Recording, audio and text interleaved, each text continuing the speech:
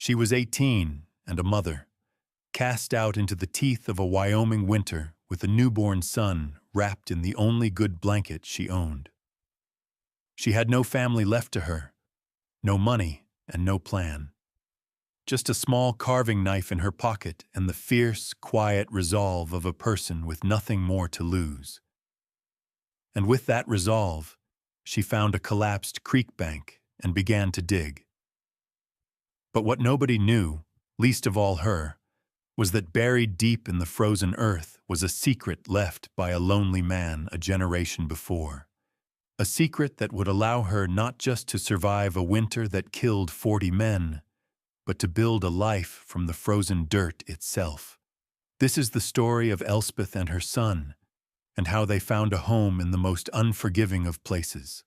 Elspeth was born in the autumn of 1878, the third child and only daughter of Martha and Josiah Kane.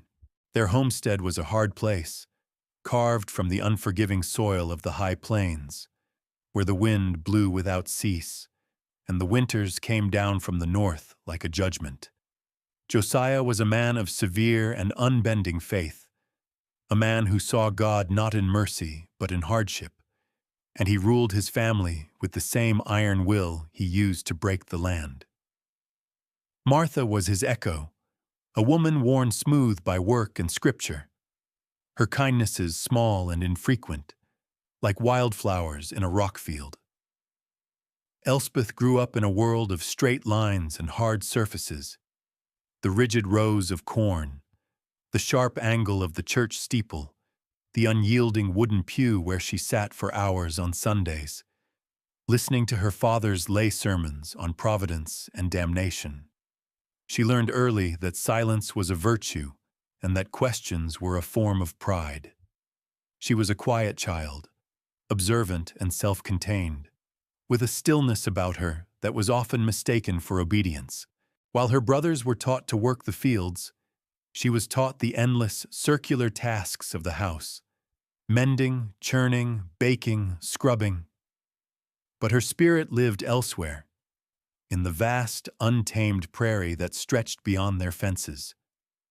It was there she met Silas Blackwood. He was an old man, a trapper and a widower, who lived alone in a small, sodden timber dugout a few miles up the creek. The other homesteaders considered him half wild, a relic of an older time. But to Elspeth, he was a teacher. She would slip away from her chores, drawn to the thin curl of smoke from his chimney. He never asked why she came, and she never offered an explanation. He simply accepted her presence, as he accepted the presence of the deer that came to drink from his spring. Silas taught her a different kind of scripture, the one written in the tracks of animals, the bend of the willow, the color of the evening sky. He taught her how to read the land, to know which berries were safe and which roots held medicine. He showed her how to set a snare that was both effective and humane, how to skin a rabbit with a few deft strokes, and how to tan the hide until it was soft as velvet. He taught her the language of the knife, not as a weapon, but as a tool of creation and survival. From a block of cottonwood, he would show her how to carve the shape of a bird so precisely that it seemed it might take flight.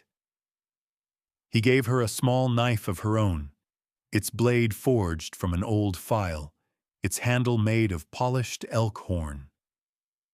"A good tool is an honest friend," he told her, his voice rough as bark. "It will never lie to you." That knife became her most treasured possession, a small, secret piece of a world that had nothing to do with her father's God. It was a connection to a man who saw not a daughter to be molded, but a person to be taught. Silas died quietly in his sleep during the winter of her 16th year, and she mourned him with a silent, aching grief that she could show to no one. The young man's name was Thomas, and he came with a survey crew mapping a new line for the railroad.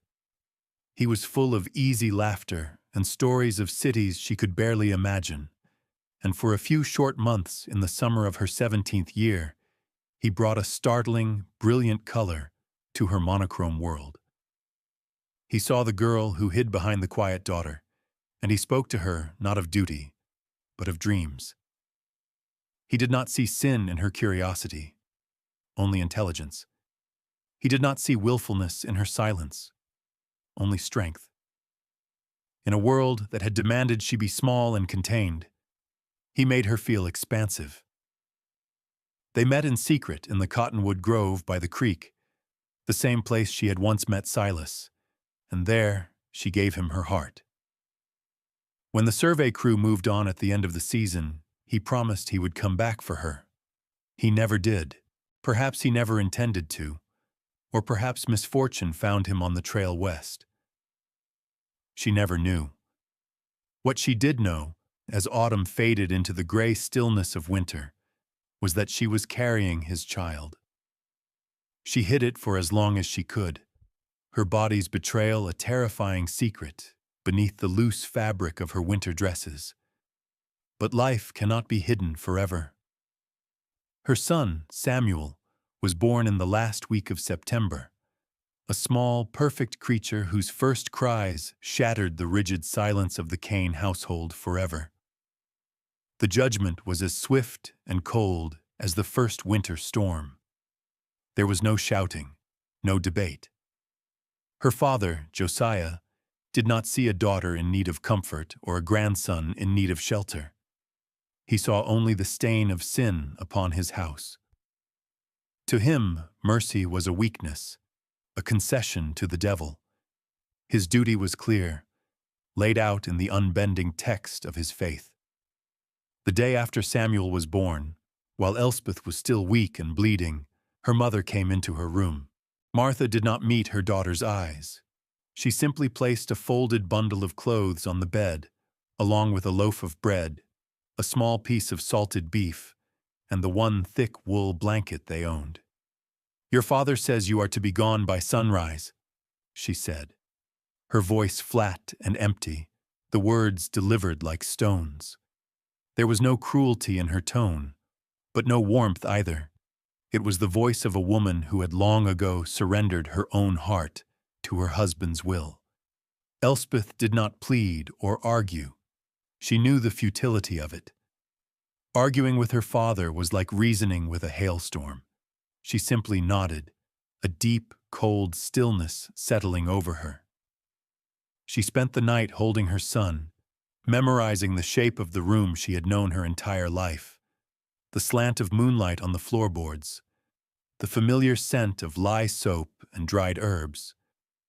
She was not just being sent away, she was being erased. At first light, she rose and dressed herself and the baby. She wrapped Samuel tightly in the wool blanket, his small body a warm, precious weight against her own. She put the bread and beef into a canvas sack, along with the only other things that were truly hers: the horn-handled knife from Silas, and a small tin of salve she had made herself from pine pitch and herbs, another of the old trapper's lessons. She walked out of the house without looking back. Her father was waiting by the gate, his face a mask of grim righteousness. He did not speak to her. He simply pointed toward the open prairie, a gesture of final, absolute banishment. He had already packed her small trunk from the attic, containing a few more pieces of clothing and a worn Bible, and set it just outside the property line. He watched as she picked it up, her movements slow and deliberate. She settled the trunk on one shoulder, held her swaddled son in the crook of her other arm, and began to walk. She walked away from the only home she had ever known, a home that had never truly felt like hers, and headed west, toward the distant, hazy line of the mountains, with no destination in mind, only a powerful, instinctual pull away from the place of her unmaking. The wind was cold and sharp, and it carried the first hard flakes of snow. She walked for 3 days, the landscape growing wilder and more broken as she entered the foothills. The flat prairie gave way to rolling hills, cut by deep ravines and dotted with stands of pine and juniper. The cold was a constant physical presence, a thing that seeped into her bones. At night, she would find what shelter she could, a rocky overhang, a thicket of brush, and build a small, smoky fire. She would nurse Samuel, his small, warm mouth a fierce anchor in a world that had turned cold and vast. She ate sparingly, making the bread and beef last, and drank from the icy streams she crossed. Her world shrank to the essential: the next step, the next feeding, the next fire. The physical hardship was immense, but in a strange way, it was clarifying. Out here, there was no judgment, only the stark, honest reality of survival. The wind did not care about her sin. The snow did not care about her shame. They were simple, powerful truths, and she found she could meet them with a strength she did not know she possessed. The skills Silas had taught her, once a secret rebellion, were now the very tools of her existence. She noticed the way the pines grew thicker on the north-facing slopes, offering better shelter from the wind. She saw the tracks of a snowshoe hare and knew where to look for its burrow. These small, practical certainties were a comfort, a language she understood in a world that had ceased to make sense. On the fourth day, as a heavier snow began to fall, she stumbled upon a creek nestled in a deep, narrow valley. It was sheltered from the worst of the wind, and its banks were lined with a thick growth of cottonwoods and willows, their bare branches offering a latticework of protection. The south-facing bank was a steep wall of earth and stone, nearly 20 feet high. And there, about halfway up, she saw it. A dark hollow, a slump in the earth that suggested a partial collapse. It looked like an old animal den, or perhaps something more. Curiosity and a desperate need for real shelter drove her to investigate. She secured Samuel in a makeshift sling, scrambled up the frozen bank, and peered inside. The opening was small, but it led to a space that had clearly been dug out by human hands long ago. Most of it had caved in, filled with years of dirt and debris, but the back wall, braced by the thick roots of an ancient cottonwood tree, remained intact. It was a ruin, a forgotten hole in the earth, but to Elspeth, it was a promise. It was shelter. It was a place to stop walking. She knew, with a certainty that settled deep in her soul, that this was where they would make their stand against the winter. She had no tools but her hands and Silas's small knife, but she had a purpose. She set her son down in a sheltered nook, took a deep breath of the freezing air, and began to dig. The work was brutal. The ground was frozen solid for the first several inches, and she had to chip away at it with the point of her knife, her fingers quickly growing numb and raw. Once she broke through the frost layer, the soil beneath was softer, a mix of dirt and clay that she could scoop out with her hands. For days, she worked with a single-minded intensity, her body fueled by a dwindling supply of food and an inexhaustible well of maternal desperation. Each night, she would retreat into the shallow space she had cleared, build a small fire near the entrance for warmth, and hold Samuel close, his steady breathing a quiet rhythm against the howling of the wind. She was hollowing out a life for them, one handful of dirt at a time. The space grew slowly. First, it was just a cramped cavern, barely large enough for them to lie down in. Then, day by day, it deepened and widened, until it was a small, womb-like room, about 8 feet wide and 10 feet deep. The ceiling was low, just high enough for her to sit up straight, and the back wall was a solid mass of earth and thick, woody roots. She used her knife to smooth the walls and carve small niches into the clay for holding a candle or her tin of salve. She gathered dry grasses and pine boughs to make a thick, insulated bed on the floor. It was a burrow, a den, a primitive and elemental shelter, but it was theirs. It was the first home that had ever truly belonged to her. One afternoon, as she was deepening the back of the burrow, her makeshift shovel, a flat piece of shale, struck something hard and square. It wasn't a rock. The sound was a dull, hollow thud. Her heart quickened. She cleared the dirt away carefully, her fingers tracing the outline of a rotting wooden box, about the size of a small trunk. It was wedged deep into the earth, almost hidden behind one of the large cottonwood roots. It took her the better part of an hour to pry it loose from the grip of the earth and the roots.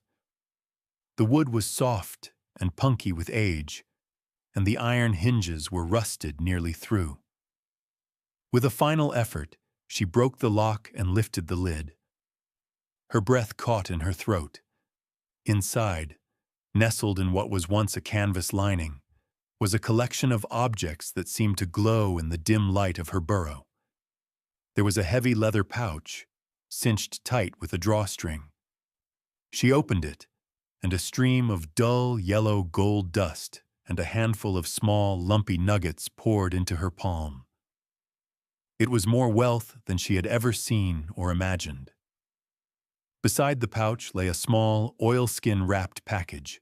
She unwrapped it to find a stack of old banknotes, still crisp, and a small, tarnished silver locket. Finally, at the bottom of the box was a letter, a single sheet of paper, folded and sealed with wax. Her hands trembled as she broke the seal and unfolded it. The handwriting was neat and careful, the ink faded but still legible. It was dated August 1852. "To whoever finds this," it began. "My name is Elias Vance. I built this place to wait for my wife, Anna, and our son, Jacob, who were to follow me from Ohio. I came west to find gold and make a place for them. I found some, as you can see, enough for a small farm and a good life. I have been waiting here for 2 years. A month ago, a letter finally reached me. They died of river fever on the Platte.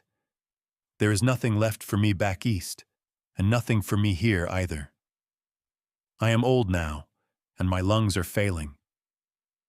I do not think I will survive another winter in this place. I leave what I have here. It was meant for my family. If you have found this shelter, perhaps you are in need of it as I once was. Use it to build a life. Do not let it be for nothing. The locket holds a sketch of my Anna. She was a good woman." Elspeth sank back on her heels, the letter shaking in her hand. The silence of the burrow was profound. She felt the presence of this man, this stranger from another time, his grief and his hope echoing in the small, dark space. He had built this shelter for a family that never came, and now, a generation later, another family had found it. She slowly opened the locket. Inside was a tiny, exquisitely detailed pencil drawing of a young woman with a kind, gentle face. A tear, hot and unexpected, fell from Elspeth's eye and landed on the faded paper. It was not a tear of sadness for herself, but of a deep, resonant sorrow for Elias Vance, and a powerful, overwhelming wave of gratitude. He had left behind more than gold. He had left behind a blessing. His loss had become her improbable salvation. The discovery of the cash changed everything. It was not just the material wealth, but the sudden, powerful infusion of hope. She was no longer just a survivor, clinging to the edge of existence. She was a builder, with the means to create a proper home. The first priority was to get real supplies. The nearest place of trade, according to the maps Thomas had once shown her, was a trading post called 3 Creeks, a hard 2-day walk to the south. Leaving Samuel alone for that long was unthinkable. She waited for a break in the weather, for one of the rare, clear winter days when the sun was bright and the wind was still. She bundled Samuel so thoroughly in the wool blanket and furs that only the tip of his nose was visible. and securing him tightly to her chest, she set out. The journey was arduous. The snow was deep in places, and the cold was relentless. But the gold dust in her pouch was a tangible weight of purpose, and it drove her forward. 3 Creeks was little more than a single long log building and a few outbuildings, its chimney puffing a welcome plume of smoke into the vast white landscape. The proprietor was a man named Jedediah Croft, a barrel-chested man with a thick gray beard and shrewd, watchful eyes. He looked at her and the bundle on her chest with a mixture of curiosity and suspicion. A lone woman with a baby in the middle of winter was an anomaly, and anomalies were often trouble. Elspeth said nothing of her circumstances. She simply unwrapped a small portion of her gold dust onto his counter. "I need to trade," she said, her voice steady. Croft examined the dust, weighing it on a small brass scale. He grunted, his expression unreadable. "What do you need?" She had made a careful list in her head. She needed tools, first and foremost. A good axe, a small shovel, a hammer, and nails. She needed a small cast-iron stove, the kind used in line shacks and shepherd's wagons, and she needed food that would last. Flour, salt, coffee, beans, and a side of salt pork. Croft listened to her list, his eyes moving from her face to the gold dust and back again. He was a fair man, if not a friendly one, and the weight of her gold was honest. He began to gather the items, his movements efficient and practiced. He found her a used but sturdy stove, its iron belly promising a world of warmth. He sold her a sharp, well-balanced axe head, which she would have to haft herself. The load was heavy, far too much to carry in one trip. She arranged to leave the stove and the bulk of the supplies, taking only what she could manage on a makeshift sledge she built from branches and hide. As she left, Croft spoke to her for the first time with something other than business. "That's a hard trail in this weather," he said, nodding toward the north. "Watch for drifts." It was not kindness, precisely, but it was an acknowledgement of her struggle, and for that, she was grateful. The journey back was a triumph. The weight of the axe head and the flour on her sledge was the most beautiful burden she had ever carried. Back in her burrow, she set to work with renewed energy. She found a straight, strong length of ash, and using Silas's knife and a heated rock, painstakingly carved and fitted a handle for the axe. The feel of the completed tool in her hands was a revelation. With it, she could fell small trees, chop firewood, and begin to properly shore up her home. She cut timbers to brace the entrance of the burrow, creating a short, sturdy tunnel that would keep the snow from drifting in. She built a rough but functional door from split logs, chinked with clay and moss. The second trip to 3 Creeks to retrieve the stove was even more difficult, but the thought of its warmth was a powerful motivator. Dragging the heavy iron stove on her sledge through the snow was the hardest physical task of her life. But when she finally got it back and settled it into its place in the corner of her burrow, the feeling of accomplishment was profound. She had no proper stovepipe, so her first task was to find a way to vent the smoke. She carefully dug a narrow chimney flue up through the dirt ceiling, lining it with flat stones mortared together with wet clay. It was a smoky, imperfect solution, but it worked. That night, for the first time, she lit a fire in the stove. The small iron box began to radiate a deep, steady heat that filled the entire space. The damp chill that had lived in her bones for months began to recede. She sat on her pine bough bed, nursing Samuel in the warm, flickering light, and felt a sense of security so complete it was almost overwhelming. She was warm, she was fed, and she was safe. Her burrow was becoming a home. Her smoke did not go unnoticed. In a landscape so vast and empty, a thin column of wood smoke was a signal, a sign of human life.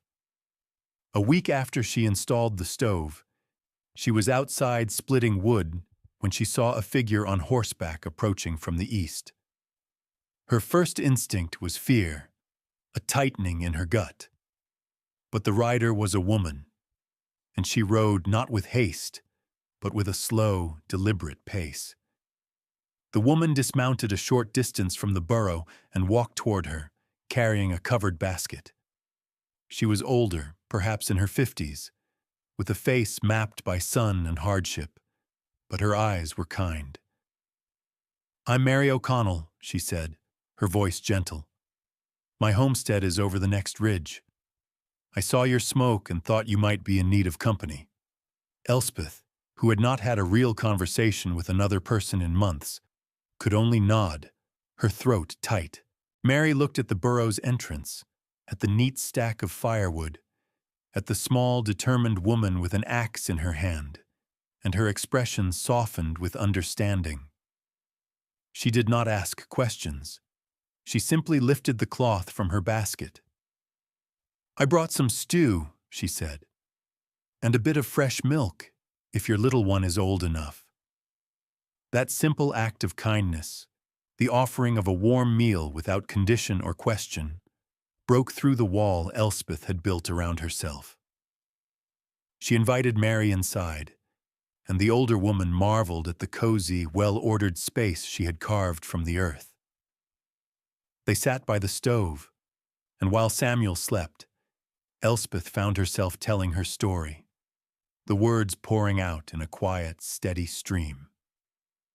Mary listened patiently, her presence a comforting warmth in the small room. From that day on, Mary became a regular visitor, a lifeline to the human world. She would bring supplies, news, and the simple gift of her time. She taught Elspeth how to make a proper sourdough starter and how to mend clothes with stitches that were nearly invisible. In return, Elspeth shared her firewood and offered her skills in tanning the hides of the rabbits she snared. A quiet friendship formed, built not on shared sentiment, but on a foundation of mutual respect and practical support. Through Mary, Elspeth learned she needed a proper stovepipe and door hinges if she was to be truly secure. Mary told her of Abner Finch, the blacksmith at 3 Creeks, a man known for his skill and his taciturn nature. On her next trip for supplies, Elspeth sought him out. Abner was a tall, lean man with soot permanently etched into the lines of his hands. He listened to her request for a stovepipe and hinges, his gaze direct and serious. He asked for the precise measurements, which she provided, scratched onto a piece of bark. He nodded. "Come back in 2 days." When she returned, he had forged a perfect set of hinges and a sturdy, well-seamed pipe, the craftsmanship evident in every detail. He charged her a fair price in gold dust, and as she left, he added, "A good door keeps the winter out, but a good neighbor lets the spring in." It was the most he had ever said at one time, and the words stayed with her. A piece of simple, hard-won wisdom. Winter tightened its grip on the high country. The snows fell deeper, and the temperatures plummeted, staying below freezing for weeks on end. News, brought by Mary or the occasional trapper passing through 3 Creeks, told of a brutal season. Cattle were freezing to death in the fields, and more than one homesteader had been caught in a blizzard and lost. 40 men, it was said, had died across the territory from exposure, starvation, or accidents in the deep snow. But in her burrow, Elspeth and her son were safe. The little stove kept the small space warm and dry. Her larder was stocked with flour, beans, and salted meat. She had a good supply of firewood stacked just outside her door. The rhythms of their life were simple and quiet. She would wake before dawn, stoke the fire, and make coffee. She would nurse Samuel, his growing body a constant, wondrous affirmation of life. During the day, she worked. She checked her snare lines, skinned and prepared the rabbits she caught, and scraped and tanned their hides. She improved the burrow, adding a small carved wooden shelf and smoothing the walls with a final layer of clay. In the long, dark evenings, by the light of a tallow lamp, she would take out Silas's knife and a piece of cottonwood and carve. She carved small, intricate figures of birds and animals, her hands remembering the lessons of the old trapper. The focused, repetitive work was a kind of meditation, a way of ordering the world into a shape she could understand. She was no longer just the cast-out daughter of Josiah Cain. She was a woman who could read the weather in the sky, who could build a door and set a snare, who could turn a piece of wood into a living thing. She was the mother of Samuel, a healthy, thriving boy who was beginning to smile and coo in his sleep. She became a known, if enigmatic, part of the small, scattered community. Jedediah at the trading post called her the Creek Woman and began setting aside small things he thought she might need. Abner the blacksmith fashioned her a small, sharp blade for her fine carving work, asking for nothing in return. Mary O'Connell became like an aunt to Samuel, her visits a source of joy and comfort. They did not pry into her past. They simply accepted her as she was, a quiet, capable woman who had made a home in an impossible place. Her life was not easy, but it was her own.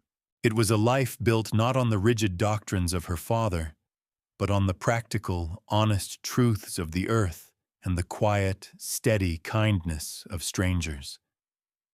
The burrow was more than a shelter. It was a testament. It was proof that a life could be built from what others had abandoned, that a home could be found in the wreckage of a loss. As the days began to lengthen and the iron-hard grip of winter started to soften, Elspeth would sometimes sit at the entrance of her burrow in the late afternoon, watching the light change on the snow-covered hills. The world was still white and frozen, but there was a new promise in the air, a subtle shift in the angle of the sun. Samuel would be sleeping soundly inside, wrapped in a soft, rabbit fur blanket she had made for him. In these quiet moments, her thoughts would often drift. She would think of her family, of the cold, hard house she had left behind. There was a dull ache there, a sadness for the love she had never been given. But it was no longer a sharp, open wound. It was a scar, a part of her history, but it did not define her present. She would take out the two objects she kept in a small wooden box she had carved. One was the horn-handled knife from Silas Blackwood, its blade worn smooth with use, its handle gleaming with the patina of her own hand. The other was the small silver locket from Elias Vance, the kind face of his lost Anna still visible within. She would hold one in each hand, feeling their weight and their history. Silas, the man who had taught her how to survive, who had given her the skills to be self-reliant. Elias, the man who had provided her with the means, whose long-ago grief had become her foundation. They were two strangers, two lonely men who had shown her more care and provided more for her future than her own father ever had. They were her true ancestors, her spiritual kin. Their legacy was not one of blood or name, but of practical grace. One had given her knowledge, the other a home. In this small burrow, dug into the side of a frozen creek, the lives of these three solitary people, Elspeth, Silas, and Elias, had converged across time to create a place of safety and warmth for a small, innocent child. She looked at her hands, no longer the soft, unblemished hands of a girl, but the strong, calloused hands of a woman who knew how to work, how to build, how to endure. She had not merely survived the winter, she had prevailed. She had taken the worst thing that had ever happened to her and transformed it into the best thing she had ever had. A life of her own making, a home filled with peace, and a future for her son. Elspeth was 18 and a mother. She had been cast out with nothing, and she had built a home from the frozen earth. It was the best life she had ever known. This story reminds us that home is not always a place we are given, but often a place we must build for ourselves, sometimes from the most unexpected materials.